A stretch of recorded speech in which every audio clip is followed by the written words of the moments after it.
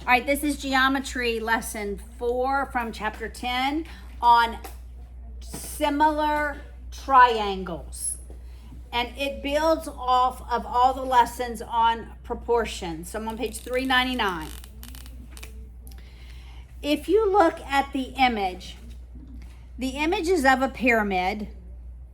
And have you ever wondered how could they calculate how high the pyramid was?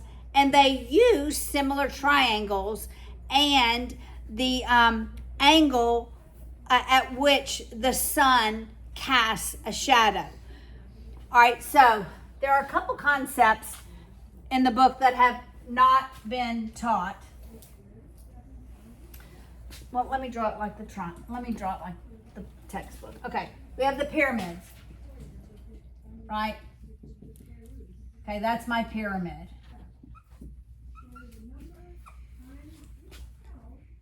All right, and then they take the height of the pyramid, and then they have two lines here.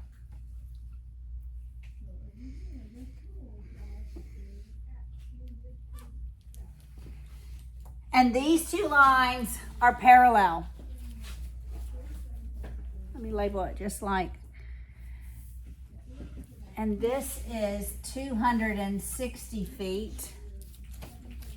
This is 8 feet. They draw a right triangle here. And this is 6 feet.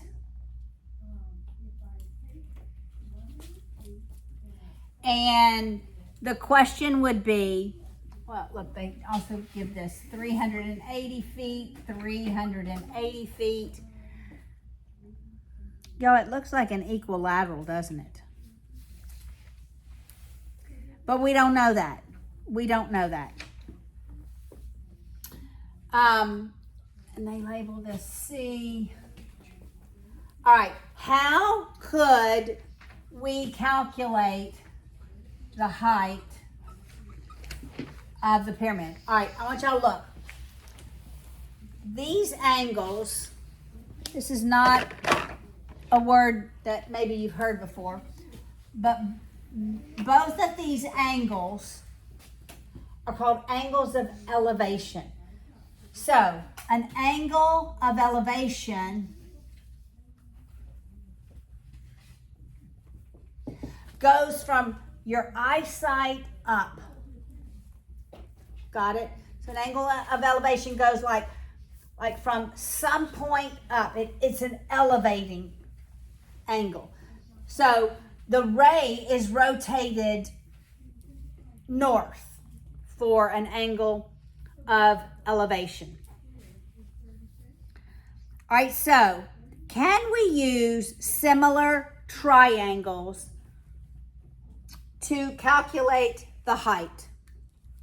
And if so, what would be my ratio?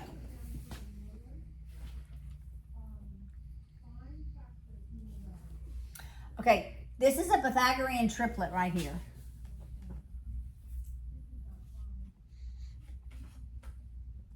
Do y'all know what that length is? It's 10. That's a 6, 8, 10. Not that you necessarily needed that. But just to remind you, it's a 6, 8, 10. So, can we use this triangle and say it is similar to this? Let me draw this one in a different color.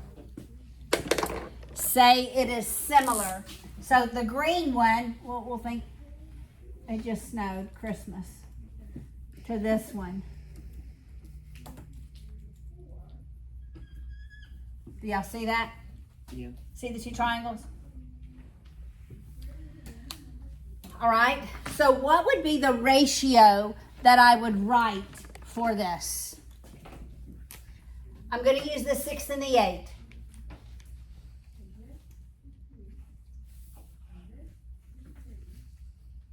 8 Okay. over 6 640. 8 over 640 equals 6 over x. 6, that's right, 6 over x. Do y'all see that?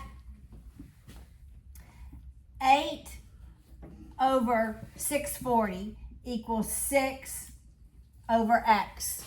And we could calculate the height. All right, so that is 8x. What is 6 times 640? 38. 3,840. 3840. And then divide by 8. And what is the value of x? 480. Say that. 480. 480. 480. I don't even know what the measurement is in. Feet. So it's 480 feet high, that triangle. And all we did was we used similar triangles to be able to calculate that missing value. All right. Now, we use similar triangles because we knew the angles were all congruent because we have parallel lines. We know we have a right angle, right? And we have parallel lines. We knew the right angles were equal, right? So, the right angles were equal. And what other angle was equal? The green angles. Those two green angles are equal because they're corresponding angles. Do I need to prove that the third angles are congruent? Why? Because if the other two are already congruent, then the third one has to be. That is correct. And we could use the sum of the angles has to be 180, then use subtraction, and they would have to be equal. Subtract the two equal ones. So, and there was a postulate we learned. If two angles of a triangle are equal, then the third angles must be equal as well. So that's from, I don't even know what chapter that's from, but it's from a while back. If two angles of a triangle are congruent, then the third one is congruent as well. Well, and that is also on the top of page 400. This is the angle theorem. It says if two angles of a triangle are equal to two angles of another triangle, then the triangles are similar. Now, I showed you. Let me label this one, and let's write a congruence.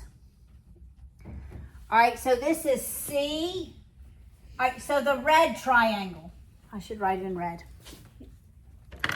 The red triangle in your textbook is CDF. Y'all see that? And it is similar to that small green one. CDF, EFG. Do y'all see that? All right, so order matters. Angle C corresponds to angle F, which is up here. Angle D and angle corresponds to E. Angle D corresponds to F. These are both your right angles. So D and F are both the right angles. And then F in the big triangle corresponds to G in the smaller triangle. And these are your corresponding angles.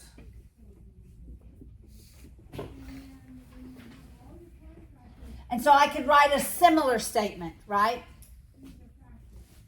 Now, if I write that similarity statement and I look at the triangles, C, D, F,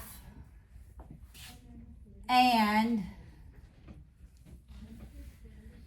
EFG,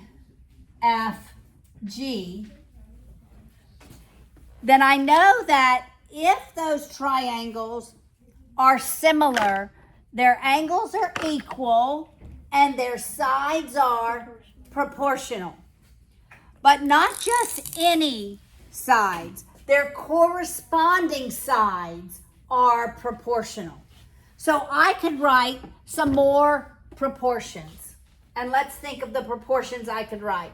So all the sides would be proportionate. All right, so if you look at these two triangles, we're going to label the sides. All right, in all of math, the angles are notated with capital letters. The side that relates to that angle is notated with lowercase letters. So what would be the letter for this side? Lowercase f. And what would be this side? C. And this would be D. This would be, does everybody see that? It's the side opposite the angle. Does everybody see that? This would be G. This would be E. And this would be F. So I could write some proportions. F to C has to equal G to E. Does everybody see that? F to C. So this is in the large triangle. This is in the small triangle. F and G are corresponding parts of similar triangles. Got it? What would be another proportion that I could write?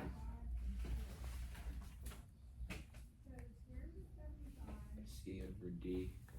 All right, C over D equals E over F. What would be another one?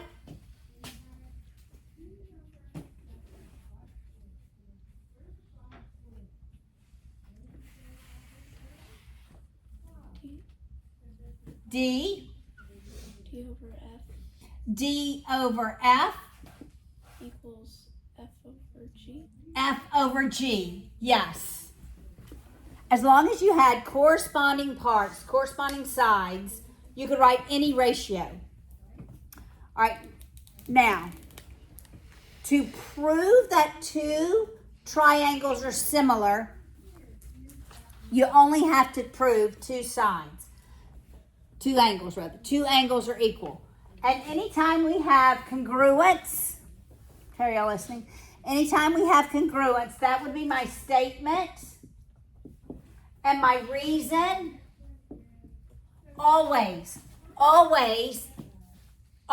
means 100% of the time. My reason is going to be angle. Other textbooks have other reasons. I'm only going to teach you one. Because all of the other ones are also angle. And that simply means similar triangles, one is a dilation of the other. All right, so let's walk through a proof. So to prove that two triangles are similar, what do I have to prove? Two angles are congruent. All right. All right, so we have a triangle.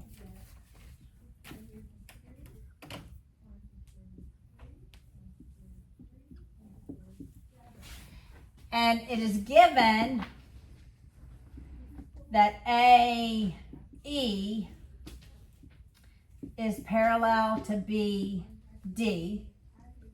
We're going to prove triangle ACE is similar to triangle BCD. All right. My first statement would be the given, right? So given AE parallel to BD, that is given. All right. To prove this, we need two angles that are congruent. All right, so what would be the first angle we could prove? Yes? Angle C equals angle C. Yes. That would be 2, Paula. Angle C is congruent to angle C. Why? Reflexive. It's reflexive. That's the easy one, huh? And C is in both of those triangles. All right, what would be another one?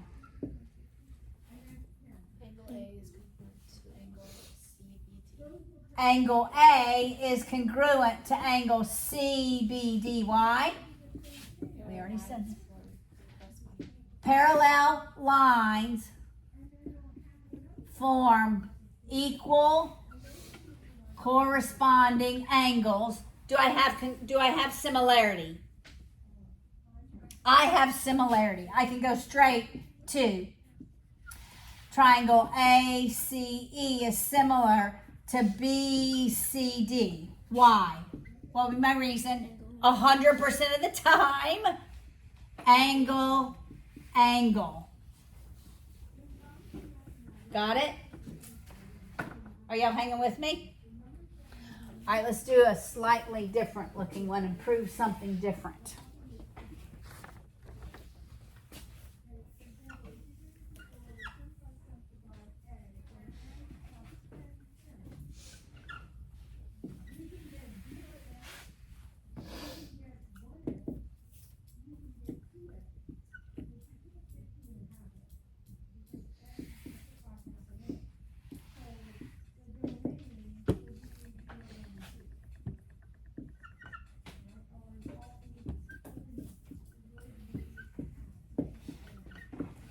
All right.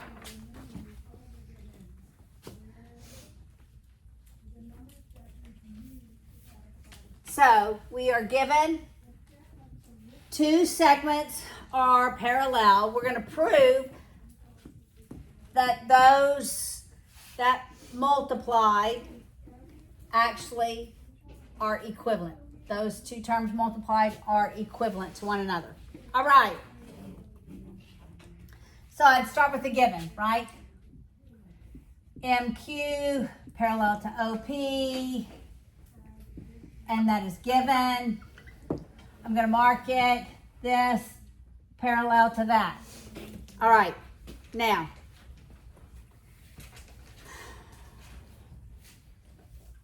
where am I going from here?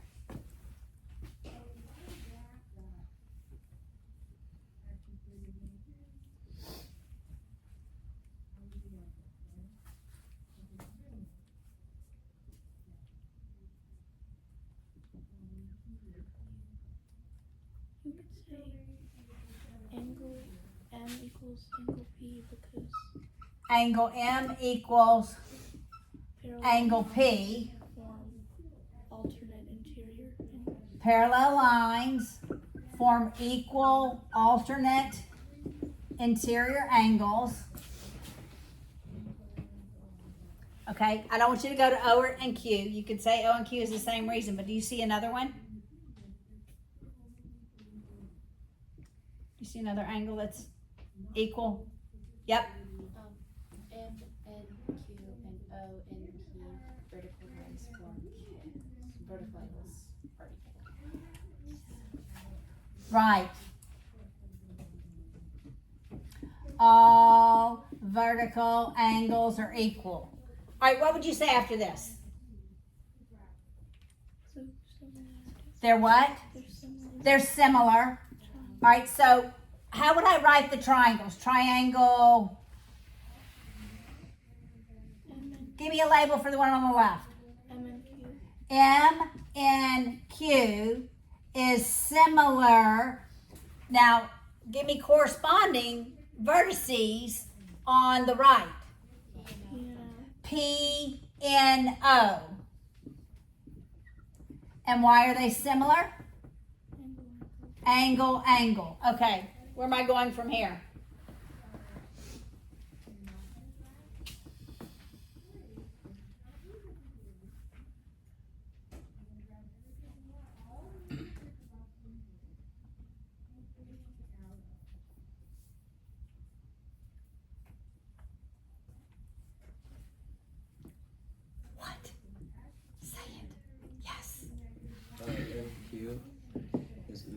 to PO? Or similar to PO? They would be proportionate. Okay. So think of proportions. Okay, so you're on the right hunt. But MN over, all right, so write a proportion. What would the proportion be?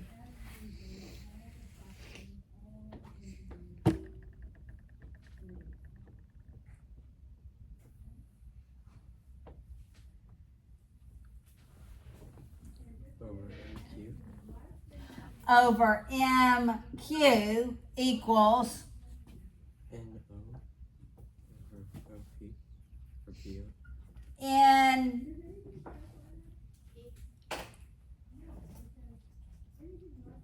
NP over PO. PO. And why can I say that? Corresponding. Similar triangles are proportional. The sides of similar triangles are proportionate. So, you ready? You're used to